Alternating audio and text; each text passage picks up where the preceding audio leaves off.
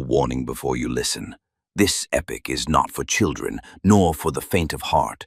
We retell the ancient Greek myths as they were born, unfiltered, unsoftened. Scenes of violence, curses, betrayals, and a hunger for power that shows no mercy. Given the many conflicting versions of the Titan War, the events have been rebuilt to complete the missing pieces. Here, we tell the myth as it was meant to be told. Sources and references are listed in the episode description. Chapter 113, Ends of Hell, When the Earth Swallowed the Titan Banner. Justice does not triumph until the commander is torn apart. Menoetius lay motionless, silent, as if his body had suddenly remembered it was made of weakness. But Atlas did not fall. He ignited.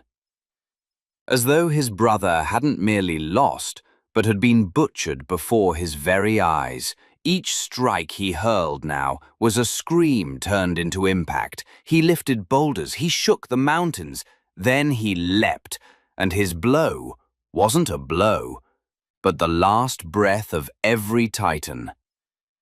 Thrown forward through one furious arm, he charged at the three giants, Briareus, Cottus, and Gyges, the one who had returned from a death too dark to be told.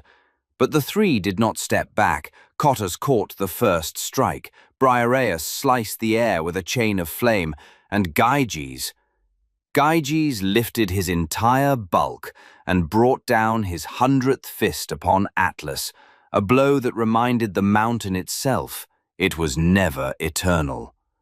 Atlas fell, but rose again, his face no longer a face but cracks in burning stone.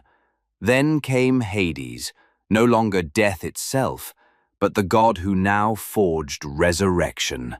He walked forward, and even his steps carried a curse. He raised his hand, and 3 fires fell from the sky. "This is no strike," he said. "This is judgment." Then he summoned every drop of his hell. Not lightning, not fire, not spear, but a shard of the underworld itself. And he struck Atlas with it. The earth exploded beneath them. The mountains screamed. The air turned too thick to breathe. Even the soldiers retreated as if the blow no longer cared who was enemy and who was ally. Atlas fell. Atlas, who once carried the sky, could no longer carry even his own weight. The banner of justice fell, and with it fell the pride of the Titans. Their armies withdrew. Menoetius lay unconscious. Atlas defeated. The 3 Hecatoncheires stood around Hades like witnesses to the closing chapter of a curse written into the bones of the world. And Hades spoke, his voice sounding as if hell itself had grown a mouth. "This land is ours now, and should anyone dare return, let him run without a body." And so, the battle for the earth ended, not with the fall of swords, but with the fall of those who thought they would never fall. This chapter of the epic has come to an end, but remember, what you've just heard is not a record of facts, but the echo of a myth, a story born from the imagination of the ancients, etched into the long memory of humankind. If this tale stirred something in you, if it opened a door to reflection or wonder, don't forget to support the channel and share the journey with those you love.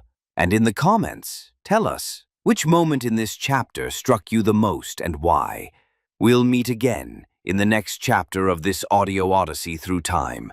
Until then, farewell.